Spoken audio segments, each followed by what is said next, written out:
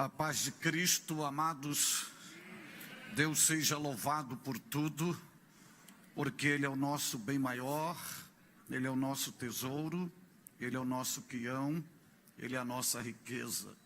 Ele é a razão máxima da nossa existência na face da terra. Sem Ele nada temos, sem Ele nada fazemos, sem Ele nada podemos e sem Ele nada somos. E se somos o que somos, não somos pelo que somos, somos pelo que o Senhor é. E Ele é magnífico, Ele é glorioso, Ele é santo, Ele é justo, Ele é tremendo, Ele é poderoso, Ele é maravilhoso, Ele é fiel, Ele é meigo, Ele é clemente, Ele é benigno, Ele é longânimo, Ele é companheiro, Ele é refúgio, Ele é força, Ele é socorro, Ele é sustento, Ele é o pão vivo que desceu do céu, Ele é o Pai que cuida dos mínimos detalhes da nossa vida. Ele é o amado da nossa alma. E a nossa vida só tem sentido nele. É nele que nós existimos. É nele que nós nos movemos. E é nele que nós vivemos. Então aquele que está entronizado entre os querubins, vestido de majestade, glória, honra e poder, a Ele a sabedoria, a Ele a majestade, a Ele a glória, a Ele o louvor, a Ele a honra, a Ele a magnitude, a Ele os tributos, a Ele a veneração, a Ele o culto, a Ele a devoção, a Ele o louvor, a Ele a adoração, a Ele tudo, a Ele todos. Por quê? Porque Ele é Deus, Deus, Deus, Deus, Deus, Deus, fiel em todas as coisas, e quero louvá-lo porque Ele é bom e a sua misericórdia dura para sempre. Que o Senhor seja louvado por tudo.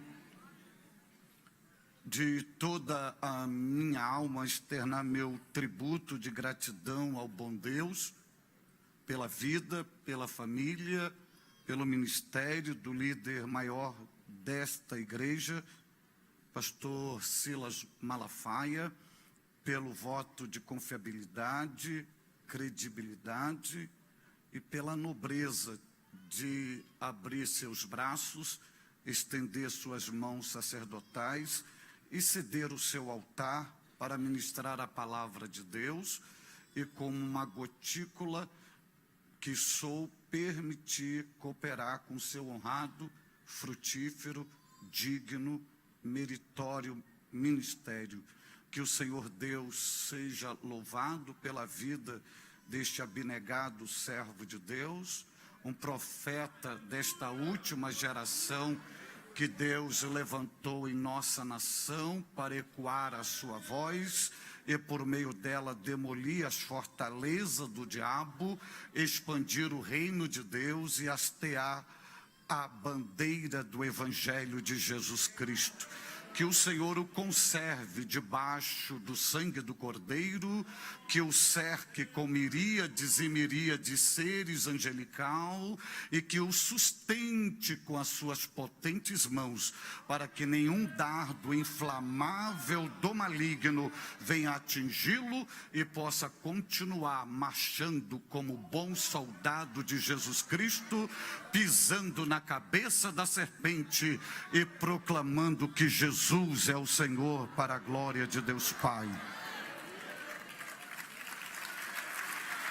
Deus seja louvado pela sua muito digna esposa, pela sua honrada família, por esse nobre ministério, seu muito digno e honrado vice-presidente, pastor Odilton Ângelo, os santos e abnegados servos de Deus que constituem o ministério geral desta igreja, que de uma forma muito honrosa ao lado do pastor Silas, ajudam a cuidar da noiva de Cristo e a expandir o reino de Deus. Que Deus seja louvado por tudo.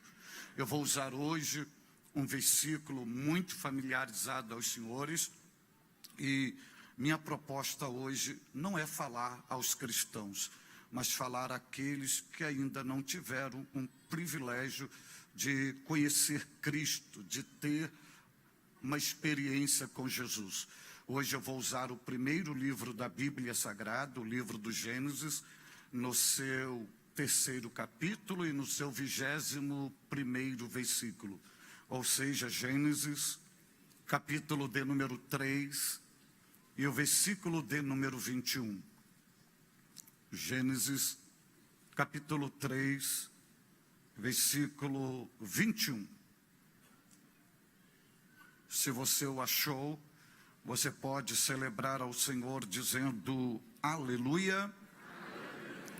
Diz a Bíblia, a palavra do Senhor.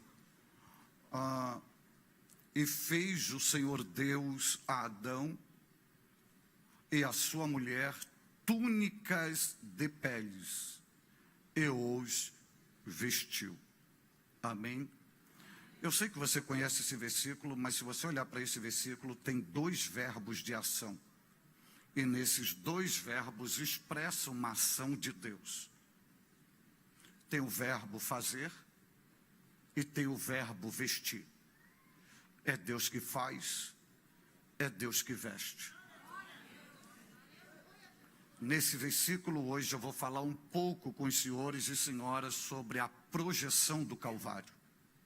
A projeção do Calvário. É possível olhar para este versículo e ver a cruz de Cristo. É possível olhar para este versículo e ver o Calvário de Jesus Cristo. É possível olhar para este versículo e ver a morte de Jesus. É possível olhar para este versículo e ver o derramamento do sangue de Jesus. É possível olhar para este versículo e ver a manifestação do amor de Deus, sua graça, sua bondade, sua misericórdia, sua justiça. É possível de você olhar para este versículo e visualizar nele a obra da salvação. Quando você olha para este versículo 21, é uma ação de Deus, providenciando um remédio para a maior doença da história da humanidade, chamada pecado, aonde o homem tentou resolver pelas suas próprias mãos, mas o próprio Deus voluntariamente entrou em ação e proveu o remédio para que o homem pudesse ser curado no espírito, na alma e no seu corpo. Esse texto mostra uma ação de Deus numa manifestação da provisão divina em que o homem possa ser totalmente sarado pela graça de Deus. Você vai ver que é uma ação de Deus em prol de um ser humano marcado pelo pecado. Quando você olha para a Bíblia Sagrada e você vai visualizar este ser humano, você vai ver que este ser humano feito por Deus, ele é a obra da criação. Este ser humano, Deus vai agregar valores nele que Deus não agregou em nenhuma criatura feita pelo próprio Todo-Poderoso. Você vai ver que Deus vai agregar no homem o que não agregou no querubim ungido, o que não agregou nos arcanjos, o que não agregou nos serafins, o que não agregou nos anjos. Se você olhar para todos os animais terrestres, não receberam o que Deus colocou no ser humano. Se você olhar para todas as aves, elas não receberam o que Deus colocou no ser humano. Se você olhar para todos os animais aquáticos, nenhum deles tiveram o privilégio do que o homem teve, que é o DNA de Deus, que é o parentesco de Deus, que é a imagem e semelhança de Deus. Deus não imprimiu a sua imagem em nenhuma criatura a não ser no seu próprio homem, no homem que ele projetou. Esta imagem já está na mente de Deus antes do homem ser formatado, quando Deus reúne o conselho do Deus Trino em Gênesis 1, 26, e nesta reunião chega a seguinte conclusão: façamos o homem segundo a nossa imagem e a nossa semelhança. É a única criatura que traz consigo a imagem do divino, a imagem do Todo-Poderoso. É isto que nos faz ser gente, é isso que nos faz ser pessoa. É isso que nos dá o poder da capacidade de pensar, de decidir, de ter vontade. É isso que nos conecta com o Todo-Poderoso, com Deus dos céus. Porque Deus colocou dentro de nós um ponto de contato que Ele chama de espírito. E por meio do nosso espírito, independente do local, podemos estar numa espaçonave, numa nave da NASA. Podemos estar dentro da floresta amazônica. Podemos estar num porão do navio. Podemos estar no fundo do mar, no ventre de um grande peixe, igual estava Jonas. Nada corta o nosso contato com Deus dos céus. Independente da mão levantada, da voz falando, mesmo em silêncio, seu espírito se comunica com Deus e Deus se comunica com você. Deus deu esse privilégio ao ser humano. E quando chegamos em Gênesis 2:7, Deus vai formatar esse ser humano. E se você olhar para a descrição bíblica, você vai ver escrito: e o Senhor Deus formou o homem do pó da terra. Veja, e soprou nele, nas suas narinas, o fôlego da vida, ele se tornou alma vivente. Mas o detalhe: formou do pó da terra. Deus se revela como um olheiro, é como numa linguagem antropomórfica, Deus cavando um pouco a terra, recolhendo um pouco de barro, molhando, fazendo uma massa e formatando o homem, o que Paulo vai chamar de invólucro.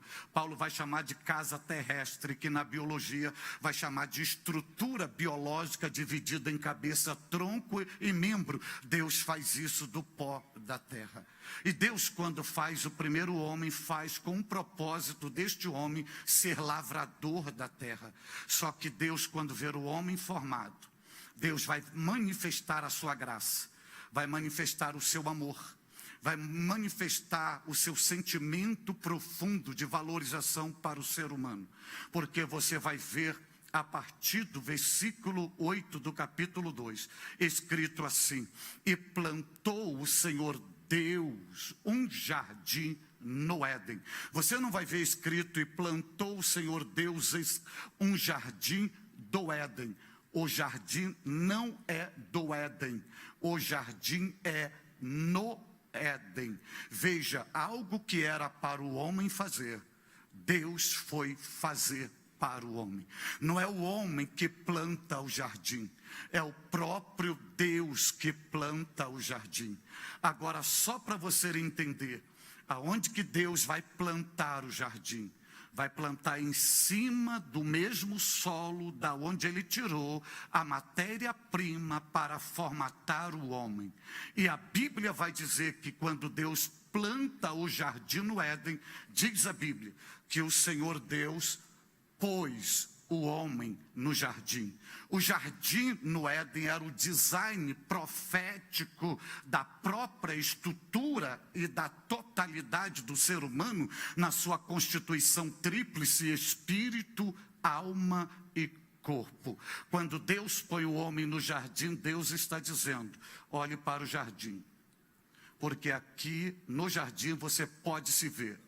Olhe para você, porque você, enxergando para você, você vai ver o jardim. Se você olhar para o jardim, você vê você. E se você olhar para você, você vê o jardim. Agora veja de onde Deus vai tirar o homem. Deus tira o homem de uma terra seca e planta um jardim, põe o homem no meio de um jardim. Isto é uma transição. Isto é uma transformação. Aqui está a manifestação do poder da graça. Deus dizendo, você poderia viver em terra seca, mas o meu amor, a minha bondade para você é o seguinte: eu não te criei para viver em terra seca. Eu te criei para viver num jardim, porque você é o jardim. Esse é o poder da bondade, da misericórdia de Deus, que nos arranca de um passado de terra seca e nos coloca dentro do seu jardim, para uma novidade de vida, para uma nova dimensão. E nesse jardim, Deus coloca algo para a sustentabilidade desse ser humano, algo que vai mostrar também a graça e o amor de Deus. Deus coloca no jardim a árvore da ciência do bem e do mal. Deus coloca no jardim e faz brotar a árvore da vida. Deus faz brotar todas as árvores agradáveis à vista para ser sustento e prover o fruto para o homem comer. E Deus ainda põe um jardim, dentro do jardim um rio. E Deus coloca o homem ali, tendo a árvore da ciência do bem e do mal, tendo a árvore da vida, tendo todas as árvores e tendo um rio. Deus coloca ali e diz ali, isso tudo que está aí no jardim que você está vendo, eu já coloquei dentro de você. Já existe dentro de você. Porque ali naquelas árvores está de forma figurada a manifestação do conselho do Deus Trino. Na árvore da ciência do bem e do mal, representa a pessoa de Deus Pai. Na árvore da vida, a pessoa de Cristo. E no rio, a pessoa do Espírito Santo. É Deus dizendo, você tem dentro de você a presença do meu Pai. Você tem dentro de você a minha presença ou a presença do meu Filho. E você tem dentro de você a presença do Espírito Santo representada no rio. Agora, saiba de uma coisa, que só você não é o jardim. Eu não te botei para ser o jardim. Tem algo a mais. O jardim é meu primeiro santuário. É aqui que eu vou me revelar. Aqui você não precisa ir atrás de mim. Sou eu que venho a você.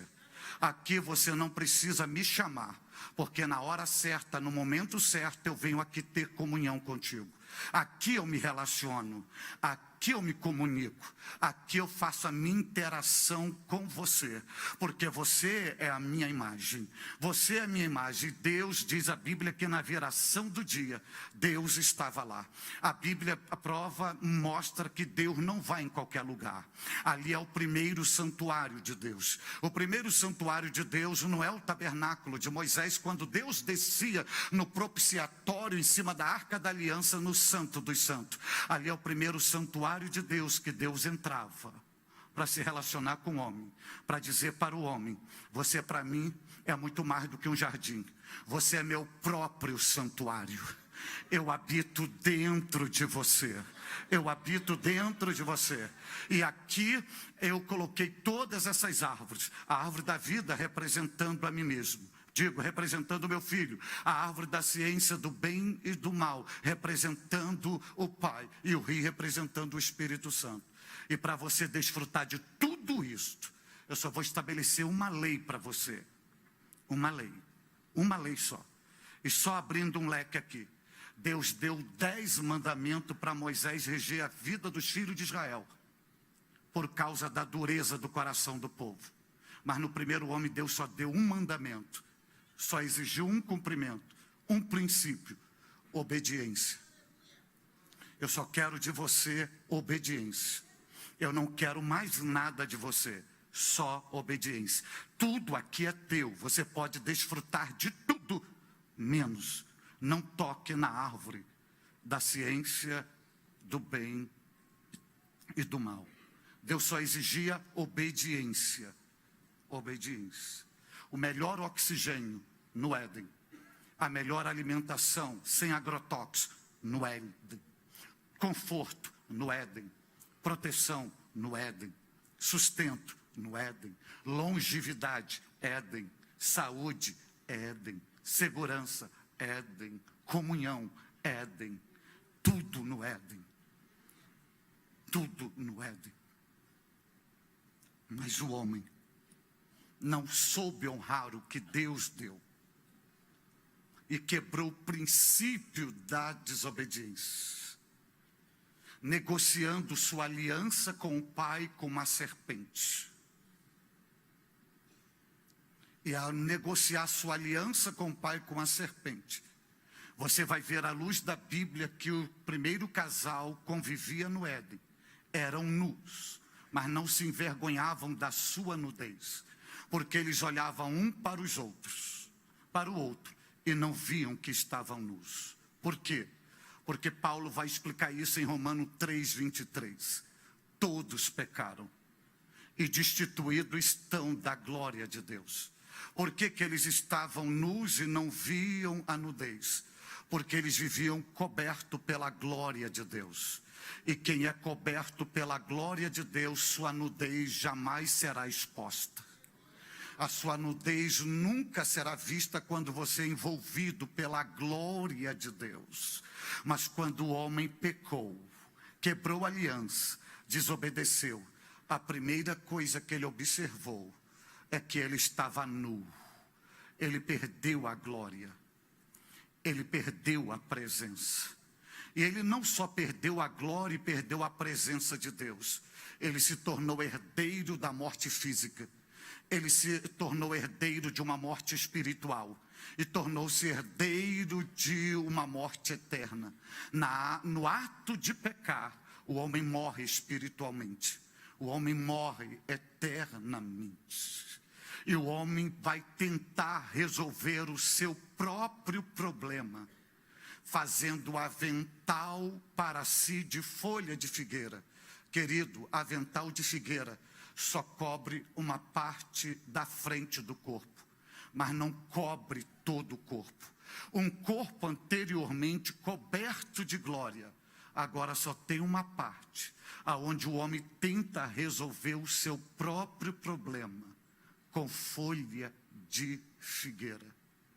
E o homem, com a sua queda, vai se esconder, vai ter medo de Deus, porque um homem em pecado, ele não tem temor a Deus, ele tem medo de Deus. E o homem tenta esconder sua nudez com folha de figueira, que é símbolo das religiões, das suas filosofias, das suas tradições. E ele tenta se maquiar diante do Todo-Poderoso. Aí chega Deus no Éden. Onde estás, Adão? Deus é onipotente, Deus é onisciente, Deus é onipresente. No fundo, Deus sabia onde Adão estava. Só que Deus não está perguntando pelo um ponto geográfico. Deus está perguntando pelo centro da vontade de Deus. Porque Deus sabia que ele estava no Éden, mas também sabia que ele já tinha saído do centro da vontade de Deus. Onde estás? Eu ouvi a tua voz, mas eu tive medo e me escondi. Uma pessoa em pecado pode até ouvir a voz de Deus, mas não vê a presença de Deus. E quando Deus chega a ver os dois despidos, e depois de uma sessão de interrogatório, ninguém assume a culpa, vão culpando um ou outro. Deus estabelece uma promessa de redenção em Gênesis 3:15. E depois estabelece uma sentença de juízo à terra, ao homem e à serpente. E depois da sentença de juízo, chegamos ao versículo que lemos. Deus vê o homem nu. Aí chegamos ao versículo 21. E o versículo 21 ele começa assim: e fez o Senhor Deus. Deixa eu parar um pouco no Senhor Deus. Deus vai se revelar ao casal, ao ser humano em pecado, não como Deus, mas ele vai se revelar como Senhor Deus. Há uma diferença muito grande na Bíblia de uma revelação de Deus como o próprio Deus, mas uma revelação dele como o Senhor Deus. Ele como Deus é a revelação, o aspecto eloístico da divindade. Ele como um ser transcendental. Ele é autônomo, Ele é independente, Ele é autossuficiente, Ele é soberano, Ele é absoluto, Ele é autoexistente, que não depende de ninguém. Ele é totalmente autossuficiente, que não precisa de ninguém, que não precisa estar próximo. Ele existe pelo seu próprio poder.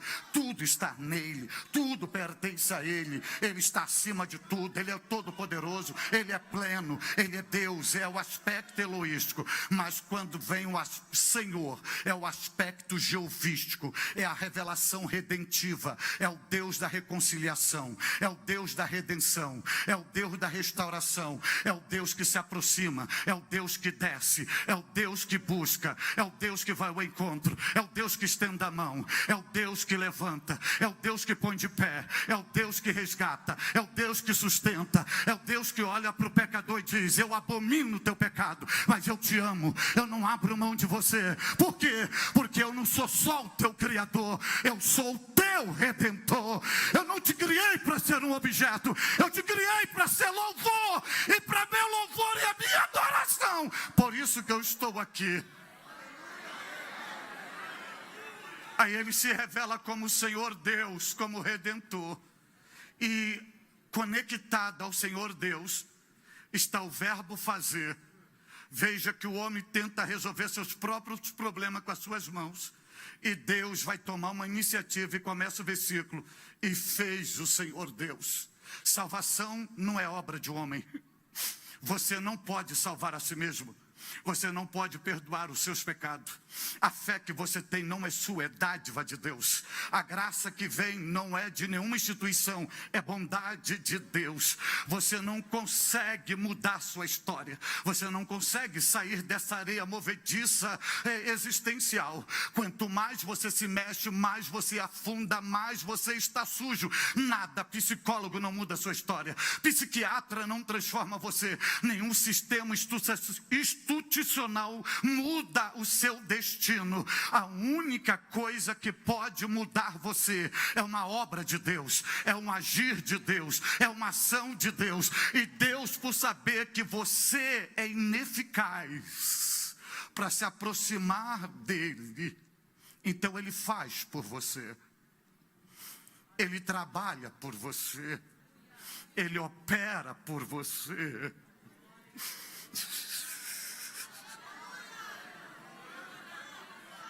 Aleluia, aleluia, glória a Deus, glória a Deus.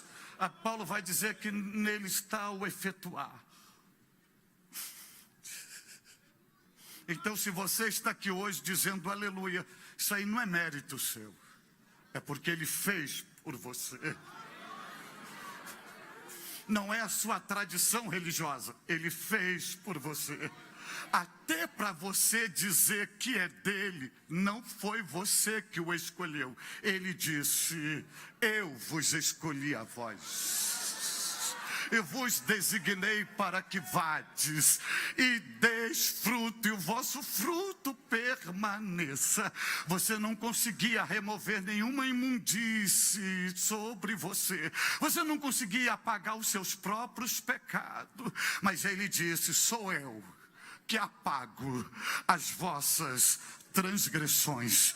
Ele fez por você. Aí veja o que diz o texto: e fez o Senhor Deus a Adão e a sua mulher túnicas de peles.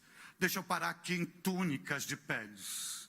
O homem estava vestido de folha de figueira, e Deus, como um alfaiate, vai fazer túnica de peles. Eu disse que aqui está a projeção do Calvário, e eu vou mostrar da onde Deus tirou essas peles para fazer túnica.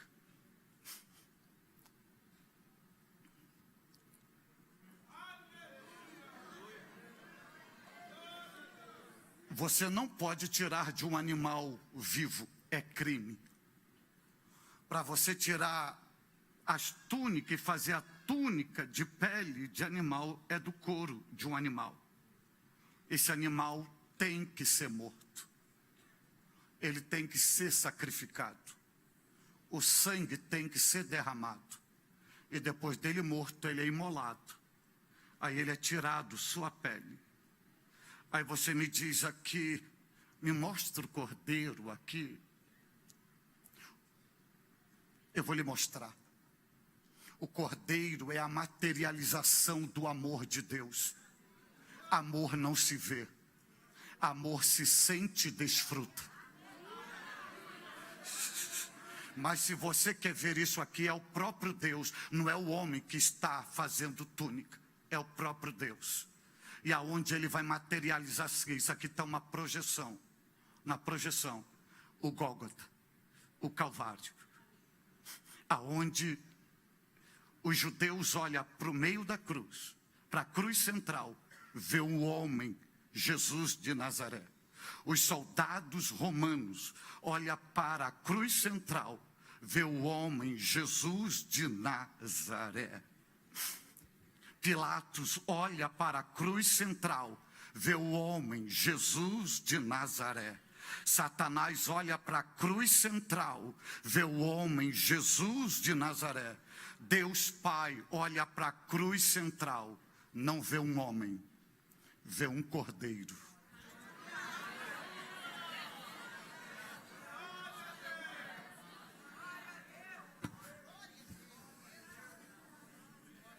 E quem vai matar Jesus na cruz? Não são os judeus, não são os romanos, não é Pôncio Pilatos e não é o diabo. Porque Jesus disse, ninguém tem poder sobre a minha vida. A minha vida eu tenho o poder de dá-la, eu tenho o poder de tomá-la. No Calvário não tem um assassinato, no Calvário não tem uma tragédia, no Calvário tem uma oferta. E quem está oferecendo essa oferta? É o próprio Pai. E qual é a oferta? É o cordeiro que João Batista viu se aproximando do Jordão. Eis o cordeiro de Deus que tira o pecado do mundo. Lá no Calvário o Pai está sacrificando o Filho. E o Pai pronuncia isso aqui no versículo 21. Sacrifica um animal, o sangue é derramado.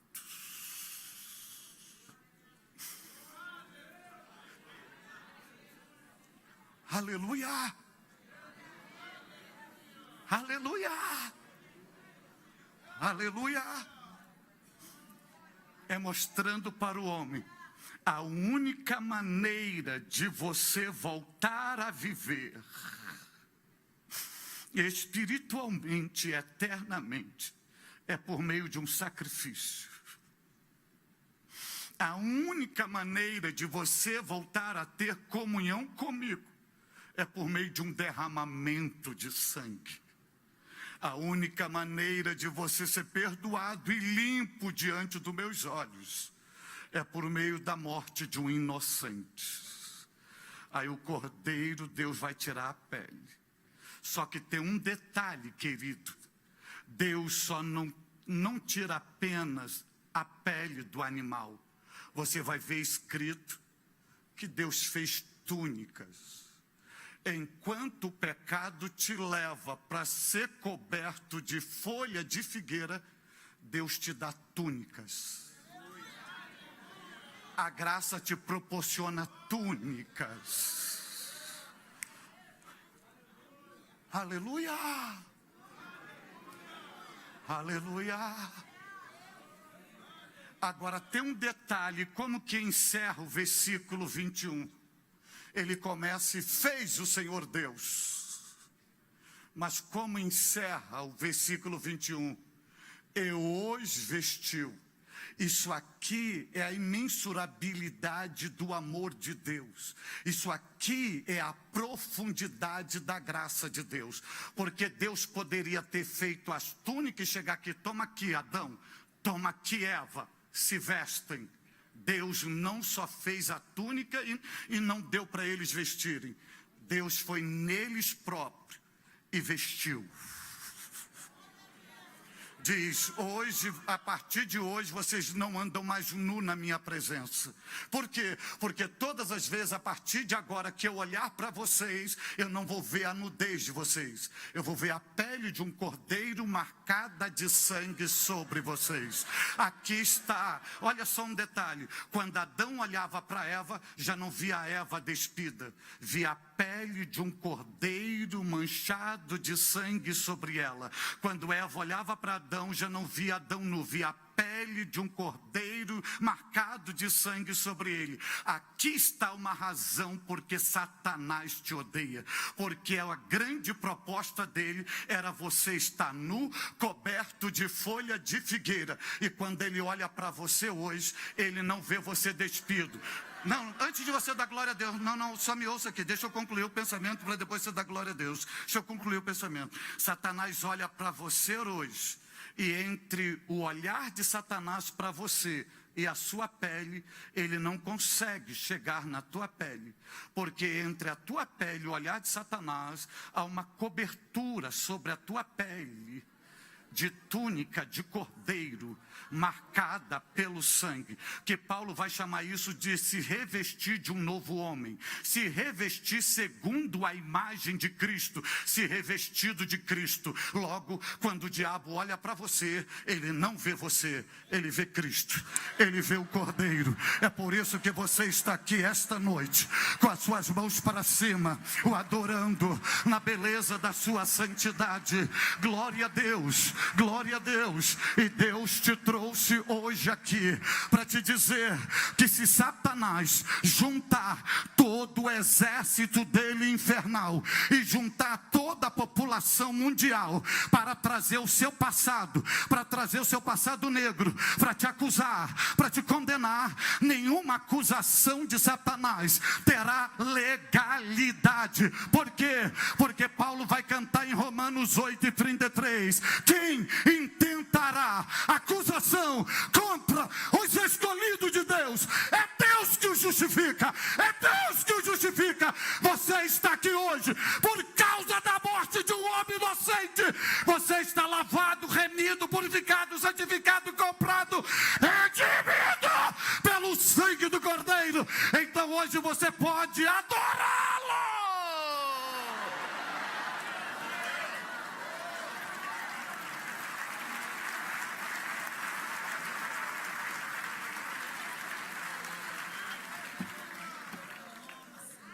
Aleluia! Aleluia! Aleluia! Glória a Deus! Glória a Deus! Aí eu encerro dizendo, tem a pele de cordeiro? Tem. Por quê?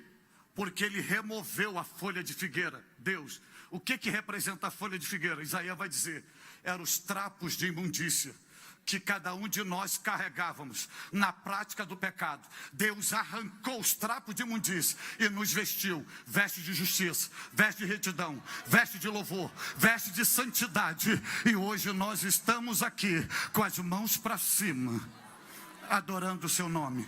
E eu encerro pedindo a você, levante as duas mãos, e não precisa, e já fique de pé, porque eu já vou encerrar agora, já fique de pé com as suas duas mãos para o céu, porque eu vou te explicar isso no Éden. Eu vou te explicar isso no Éden. Levante suas duas mãos. Levante suas duas mãos. Sabe o que significa isso aqui? Isso aqui é você levantando as mãos. Você não tem noção disso no mundo espiritual. Isso aqui é a maior proclamação da derrota de Satanás sobre a tua vida, e que você está vestido de túnica de cordeiro. Sabe por quê? Sabe por quê? Você já viu um algemado fazer isto? Um algemado não consegue levantar as duas mãos. Então por que você está com as suas duas mãos para cima?